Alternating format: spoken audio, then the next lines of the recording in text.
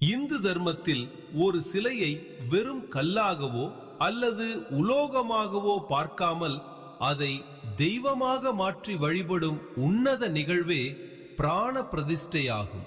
பிராணன் என்றால் உயிர் சக்தி, பிரதிஷ்டை என்றால் நிலைநிறுத்துதல் என்று பொருள். பிராண பிரதிஷ்டை மந்திரம் என்றால் என்ன?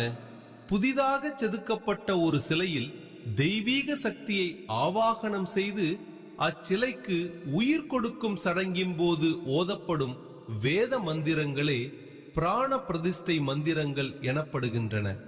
இந்த மந்திரங்களின் மூலம் பிரபஞ்சத்தில் பரவியிருக்கும் இறை ஆற்றல் ஒரு குறிப்பிட்ட சிலைக்குள் நிலைநிறுத்தப்படுகிறது.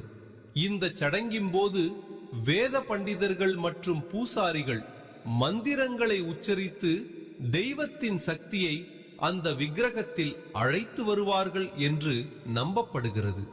இதனால் அந்த சிலை தெய்வீக சக்தியுடன் உயிரோட்டம் பெற்றதாக கருதப்படுகிறது.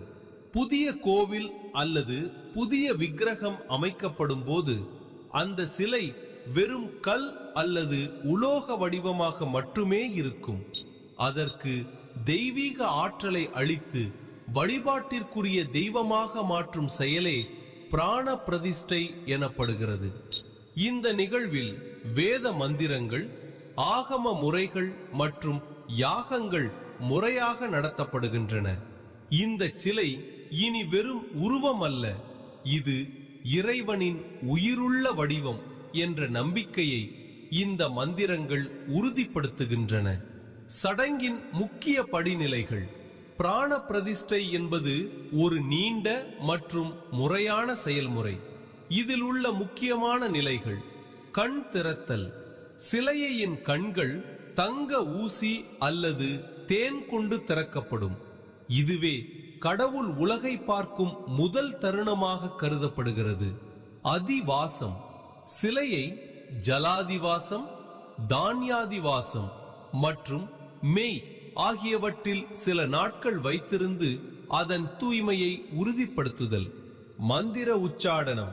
பிராண பிரதிஷ்டை மந்திரங்கள் ஓதப்படும் போது அர்ச்சகர் தனது தவம் மற்றும் மந்திர வலிமையால் சிலைக்கு உயிர் சக்தியை மாற்றுகிறார்.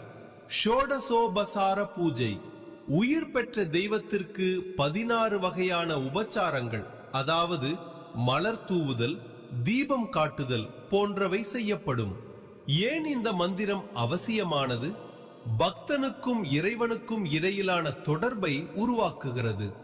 மந்திர அதிர்வுகள் அந்த சிலையையும் அதை சுற்றியுள்ள இடத்தையும் நேர்மறை ஆற்றல் கொண்ட ஒரு சக்தி மையமாக மாற்றுகின்றன. பிராண பிரதிஷ்டை செய்யப்பட்ட சிலைக்கு மட்டுமே நிவேதனம் படைக்கவும் அபிஷேகம் செய்யவும் ஆகம விதிகள் அனுமதிக்கின்றன.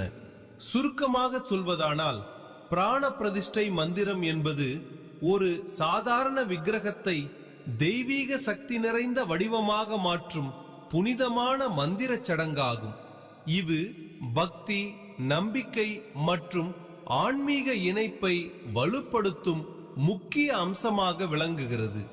முறையான மந்திரங்கள் மற்றும் பக்தியுடன் ஒரு சிலைக்கு உயிரளிப்பதன் மூலம் அது பக்தர்களின் வேண்டுதல்களை செவிமடுக்கும் உயிருள்ள தெய்வமாக மாறுகிறது.